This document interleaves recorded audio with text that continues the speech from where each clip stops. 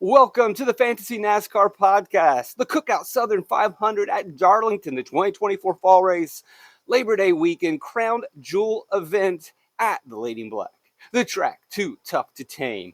Let's preview this race for DraftKings by looking back at the 2024 Spring Darlington race. This isn't the only race to use when you're trying to make your predictions. How heavy you weigh it, completely up to you. I would also look at recent intermediate track results, driver ratings, Dietrich data ratings, all available in the Fantasy NASCAR Spreadsheet at racefortheprize.com. Venmo, PayPal, Cash App, $10, just $10 for your Labor Day weekend. Watch some college football, NASCAR weekend. $10, get your hands on the sheet, flip through the sheet as you're watching college football and eat or something. Josh Berry, Brad Keselowski, Ty Gibbs, Tyler Reddick, Justin Haley. That is your optimal lineup. I'll go through most of the drivers' results, look at their lap-by-lap data, and just come away with a general idea of who did what happened to them. Hopefully, none of them, or I forget exactly what they did. But we've got Josh Berry starting in the back. We've got Noah Gragson starting in the back. We've got Justin Haley starting in the back. All affordable, all giant place differential plays. You're probably saying to yourself, oh, what crazy event occurred that allowed these guys to go from the back to the front? The answer is nothing, really. They were all fast. And we'll get to that point in a second of why maybe they qualified poorly, why possibly it looked like they weren't going to be fast. And in the end, long story short, all of the SHR Fords were fast. Too long, didn't read. The Rick Ware cars were fast. Not only Justin Haley, but Kaz Grala had a really good car. Now, there was a bit of an attrition boost because some top drivers made mistakes, didn't finish the race. That was one of Alex Bowman's comments at the end of the race. He got a top 10. Didn't feel like he had a top 10 car, but said, they just ran a clean race, didn't make mistakes, benefited from other guys wrecking out. And that benefits most of the field because we're talking top 5 drivers. So we have a little bit of inflation, but truly, the Rick Ware cars were good. The SHR Ford cars were good and were competitive. Were they race-winning cars? No. But they were pretty good. Briscoe even said if we had had a little bit more long runs, maybe it could have played out better. Briscoe scoring the 8th most fantasy points and finishing 5th, but said that he lost a little too much on the short run. Again, teams have to make that choice. Do you build for the long run, build for the short run? Unfortunately, the balance wasn't quite right in that situation where they just gave up a little too much in the short run. Maybe could have had a little bit more upfront speed and possibly been a contender, but nonetheless, comes up short in a race that really you didn't think he would win. Although he does have some Xfinity. Darlington wins, one famous one, obviously. And then the rest of the lineup are your hogs or dominators. Clearly, Tyler Reddick was a dominator. Tyler Reddick was great last fall, finished as a runner-up. We all know that Darlington has speed up against the wall, and Tyler Reddick is one of those rim riders up on the wall, do or die. And he did and died, and somehow strangely enough, ends up in the optimal lineup despite finishing 32nd. Now, this wasn't necessarily a case of running too close to the wall and then just paying the price. Too many dances with the Lady in Black. Too many Darlington stripes. This was just hard racing at the end. Ty Gibbs was up front all day. Ty Gibbs, early in the season, as we know, was running pretty well. Carried that momentum into this race. Starts up front. Gets his opportunity. Has a fast JGR Toyota. Ty Gibbs is coming along. And if you look at his intermediate track results lately, he's been about a top 5 driver. Now, it's hard to kind of decipher what guys are doing over the summer because we go to plate tracks, we go to short tracks, they're at road courses. It's such a diverse schedule that sometimes it's hard to get a bead or a read on a specific driver and if they're struggling or not, or if their success is real or not. But if you sift through the stats, you'll notice the Gibbs has had a decent amount of speed in the intermediate track package. So put him on the radar this week. And then Brad Keselowski and the RFK Fords were phenomenal in this race. Keselowski ultimately comes away with the win. Probably should have been his teammate. Either way, if we think that they had a very fast setup in the spring, then one would expect them to carry that over into the fall. No guarantees. The Southern 500 at night can be pretty wild. There is track changes. So there's no guarantee that if you're fast in the spring, You're also going to be fast in the fall. But in general, if we think that you can make fast laps on this specific unique groove at Darlington, South Kakalaki, then if the driver's skill is there, then that's definitely going to, bounce from race to race to race. Setup, can change. Teams can find speed, but the skill should be a constant. And clearly, Kozlowski over the years determined that he knows how to get around this track. Same with Reddick. Same with others that we will discuss. So there's your optimal lineup. Now going into kind of the explanation of why there was this opportunity for giant place differential, what we just need to look at is the last super page in the spreadsheet. And we've noted this before. Group B often goes out on a rubbered up racetrack and just does not lay down times that are comparable to Group A. It is an apples and oranges comparison. Now, one thing that does surprise you is that sometimes, typically, that Group B will qualify better than Group A because Group A will go out, track changes, then they go back out for qualifying, and there is an adjustment miss. I believe that's probably what you saw with Noah Gragson. He goes out, he's fast, but again, it's an inflated speed because he's on a faster track than other drivers. I'd have to look. He may have touched the wall too. But we generally see that as a trend where some of these Group A drivers, because the track changes and their setup's just not quite there, that they go out and they have disappointing qualifying runs. And their starting position is slightly deflated. And they should be starting closer if it was based on really the speed of the vehicle. And so maybe we can make an argument for Haley, although you have a real tough time given that he was slow in practice A. So you're probably scratching your head saying, how were the Rick Ware cars fast when they weren't fast in qualifying, they weren't fast in practice? Again, long story short, they make adjustments throughout the race and they hit on a setup with both cars in the second stage, and Haley and Gralla are able to work their way forward. They're not exceptional by any means, but they are much better than your typical Rick Ware race car. Now, I guess you could argue that Haley's was pretty phenomenal in the fact that they finished top 10. But again, remember, we have some attrition and teams having issues, so maybe that's 5 spots better. But still, if you say he was a 15th place car, you would be very impressed by a Rick Ware ride. That's pretty much the story there. That it's going to be hard for you to trust some of these practice times. The best thing to do would be to compare Group B versus Group B if you're diving into the stats that deep and looking at the lap-by-lap data this weekend, and Group A to Group A, and then anticipate some poor qualifying from Group A that might highlight some of the place differential that's going to pop up on the board. And also, as you'll see, we've got Barry. We've got it ranked by scoring fantasy points. But we've got Barry in an SHR Ford. We've got Gregson in an SHR Ford. We've got Briscoe there. And I believe even Ryan Preece had a semi-reasonable day. Average rank position 25th. Gets that inflated finish of 17th. Although that doesn't sound very good. In retrospect, and looking at the season in a whole, zooming out, that's really not a bad day for Ryan Preece given how poorly this team is run. And it's no surprise to see the 4th Ford coming up the rear. So overall, they had a pretty good setup. Let's go to some of the laps and review some of these drivers, just to get you familiar with, what did this guy do? What did that guy do? Real quick and easy to explain, Kozlowski crushed all race. 97% of his laps inside the top 5. Leads not the most, but is right there, and benefits at the end. Fast race car. Not a lot of passing up front, not a lot of passing anywhere.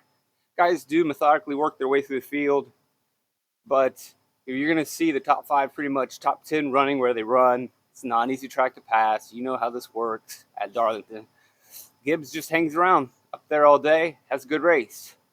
Barry, as I mentioned, had a faster car than probably demonstrated. Obviously, hindsight being 2020, you can go back and say, he was faster than we thought. And that was just simply it.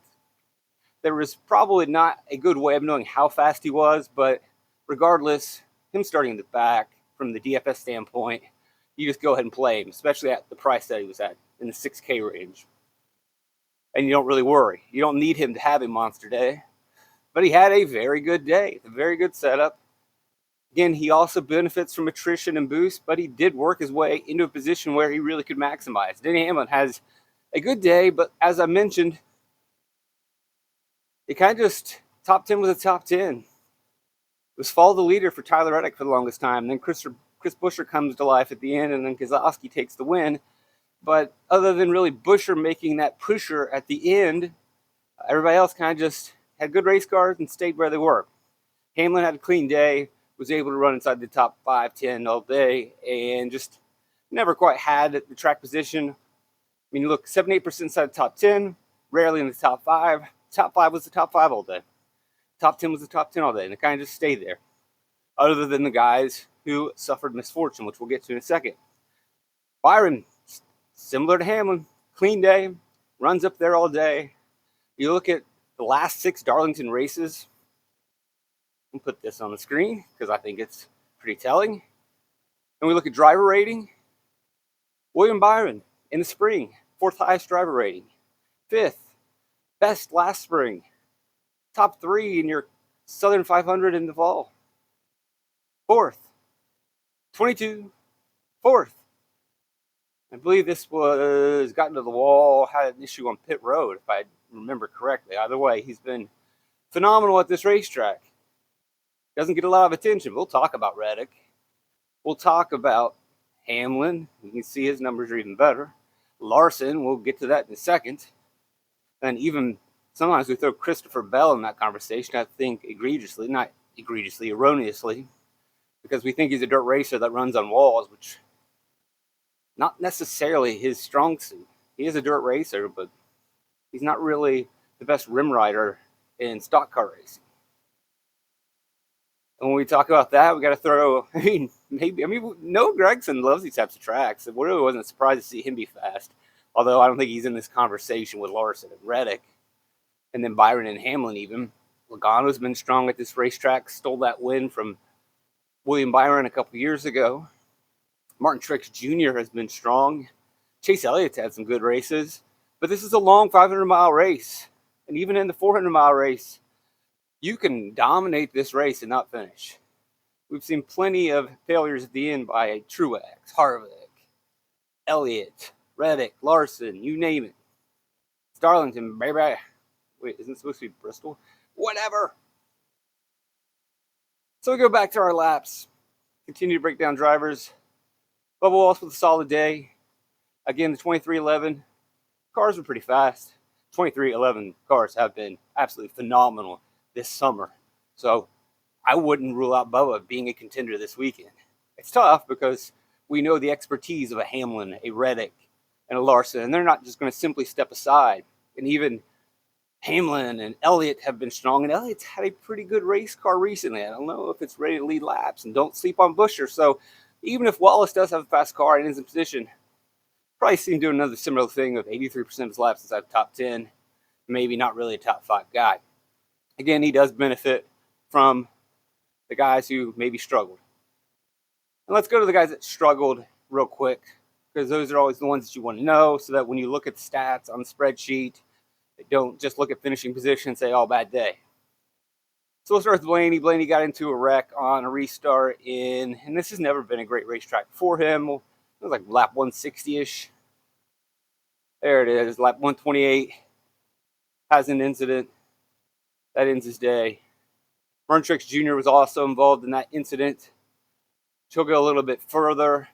His day's not completely over, but he's no longer a contender because of that restart. Zane Smith hits a wall, but he's running in the back anyway. And this was when it really appeared that Trackhouse had no interest in helping fund this Spire team. And then they started to put some effort into it. And then it looks like Zane Smith is unemployed. Kyle Larson does his typical Kyle Larson. Doesn't quite lead in laps in this one. He's fast. He's up there. And then he does what he does, which is hit a wall. And then hit a wall again. And then he's done. So that's the risky run, dancing with the lady in black. And we've seen this plenty of times by Kyle Larson. Finally broke through and got his Southern 500 win last year. But anyone who's been rostering him in DFS and rooting for him knows that this track has been really challenging to watch. The inevitable always occurred. How could a guy be so fast and just never get it done at this track and love this track? But the reality is, because he was so fast and in the manner in which he was so fast was just too reckless. And maybe going with a Hamlin approach of being fast but not on the edge is the way that you win Darlington 500s. Hemrick, typical crap day. Tyler Reddick, as I mentioned earlier, gets into that debacle with Chris Buescher, as you can see here on lap 284. Both were great, but both come up short. Somehow Tyler Reddick ends up in the optimal lineup, which is phenomenal. You don't see that very often. Driver finishes 32nd and is in the optimal lineup. Nemechek and the Legacy Motor Club Toyotas just didn't have it. This was Eric Jones's first race back. And again, credit to Eric Jones. These weren't very good cars. They did have a long pit stop at one point to make some adjustments that hurt, but it wasn't that significant. And end of the day, the Jones and Nemechek typically always in the worst spot. But as I always mention with Jones, like you give him a little bit right here. So he gets up to 20th, 163, have kind of a little bit of a long pit stop. Nothing that shouldn't have been unrecoverable. And there's a couple ways you can look at Jones. You can give him credit for saying, hey, at least the guy got into the top 20. And once again, he wheels a truck or car that's not that great and gets a little bit more out of it than it deserves. This was his first race back from injury at a very challenging, physically aggressive racetrack. At the other hand, you can also say, well, a lot of his 19th place finish is just inflation from Buescher, Reddick, Larson, Blaney. So that's 4 spots right there. Truex, there's 5 spots. So thank you. Give me 5 spots. Oh, wait, give me another with Joey Logano. That's 6 spots. So when we say Eric Jones finishes 19th, that's easily inflated by 6 spots. But again, that's not completely out of this world. Good cars are going to have bad days. And so that inflation is always going to exist. But you just need to be careful. When you think top 20, you actually think top 20. You don't think, well, actually, that's the top 25 car that finished top 20 due to circumstances. But that's not rare, and that won't be rare this weekend. Going back down, and so since we did mention Logano here, Logano's situation, good race car, up front all day, and then speeding penalty here on lap 258. Goes to 31st. That'll do it for you. That hurts. I don't know if he would have ended up in the optimal lineup, but his finishing position versus the car that he actually had is quite stark. Not a bad day for Burton, but again, that's an inflation of 6 spots. Finishes 22nd. Probably had an average running position, I would say 26th if I were to guess. 27.5. Same for Stenhouse. Ultimately pretty disappointing. The team did start to find some speed around that time in the spring. This might have been right before they really started to get it dialed in.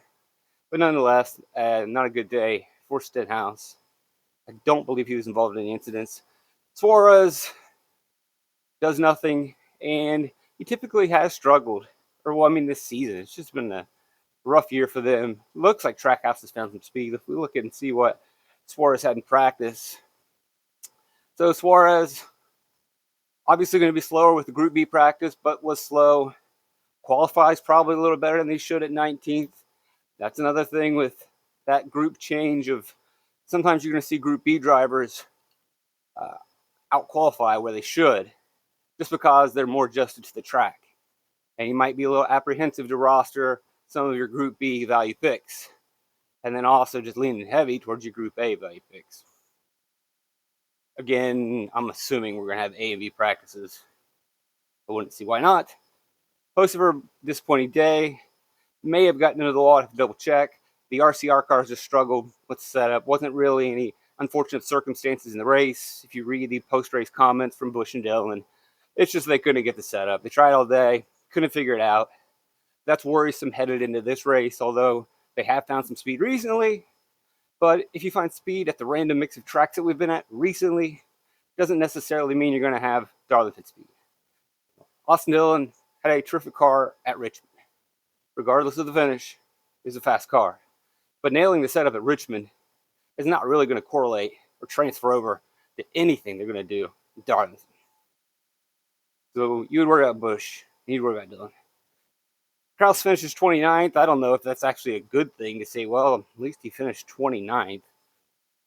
Not a great race car driver, but hey, he ran 292 of the 293 laps. Maybe give him some credit, I suppose, but really, he's just kind of the last of the guys that made it to the end. Beat his teammate, but it's Hemrick. I guess give him a little credit. He outraced John Hunter Nemechek as well. But ultimately, nothing to get too excited about, really. We flip through. We keep going up. Austin Cindric liked the race car, I believe, at the beginning of the race, and then they lost the setup. And just a ho-hum day, which really is disappointing, but we had seen that car struggle a lot throughout the season. To see him finish worse than Eric Jones, that hurts a little bit. It's not the kind of speed you expect from Penske.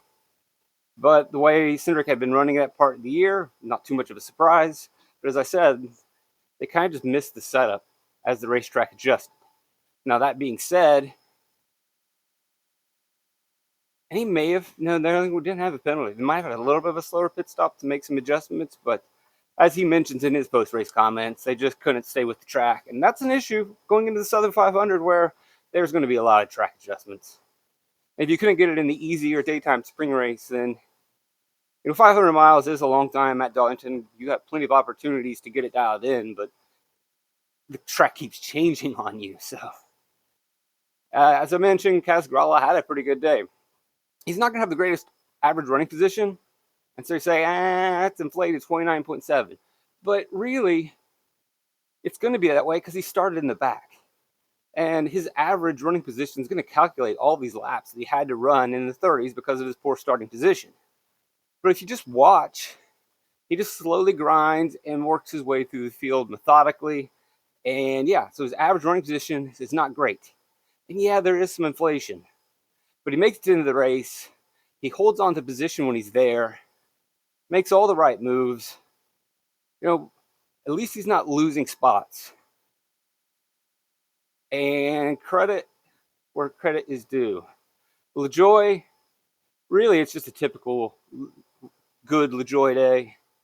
He's a benefit of the attrition. He outraces the Lemons class. Not the best of the Lemons. I don't think Todd Gilliland's a Lemons class anymore, but the L class, C class, Lemons, the second tier. LaJoie beats Priest, beats Growell. That's not a surprise. Sometimes Jones mixes it up, but we explained that the Legacy Motor Club Toyotas were not very good. First race back, a little bit of a slow pit stop, so give LaJoie the edge there. Cindric sinks out of the top class. Beats Burton. Stenhouse just didn't have it that day. Hocever wasn't his day. So to see LaJoie finish 16th with the attrition boost, not a surprise, right? You take the attrition boost out, he's around, 22. That's a typical good LaJoie day. Now, he doesn't always finish 22nd, but when he's on, he's a 22nd place race car, right there on the fringe of top 20. You give him some boosts, he can get there. Gillen, for the last couple seasons, just been a top 15 driver, 15 to 20, doing the work. Doesn't have top 10 speed, but we have seen the Team Penske Alliance really benefit the Front Row Motorsports cars. They are on the incline. I'm not quite ready to say that he or McDowell are top 10 contenders weekly, but they should usually finish 15th to 20th. And that's what we've seen from Gillen, even a lot last season. I worry sometimes, though, when we get to specific intermediate short tracks, when we're running those every week, that Gillen's numbers could decline. And maybe he does benefit from, the summer calendar and the road and plate, intermediate, short. And when we get to a more concentrated part of the season with a focus on intermediate short track speed, the top tier may separate a little bit from them.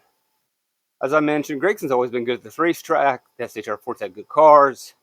He also had to start towards the back, so his average running position is not going to be great because he has to grind through the field. But the car was there at the end. Race winning car, no. Top 10 car, probably. Finishes 14th. Bell, I was looking everywhere to find any kind of specific information on Bell and Elliott. There's really nothing there, but I think it's the same thing that can be said for, now obviously Elliott suffers from starting towards the back. And we look at their spring practice numbers. So Group A for Bell, Elliott. Group B qualifies poorly, which is a surprise to me given the speed. If you look at the speed, maybe you expect more, but again, starting 31st, track where it's hard to pass. Sure, he was a fine place differential play, although I don't think he ended up in the optimal lineup. Did not. Did have a top 20 DFS score. Just misses on the optimal lineup. He actually could have been in the winning lineup because you leave $2,800 on the table. But a good day, given they had to grind through the field, didn't have the track position at a track where, and on a day where you needed track position. I think that's just pretty much the story. And we said the same thing for, so if I said the top 5, just ran the top 5.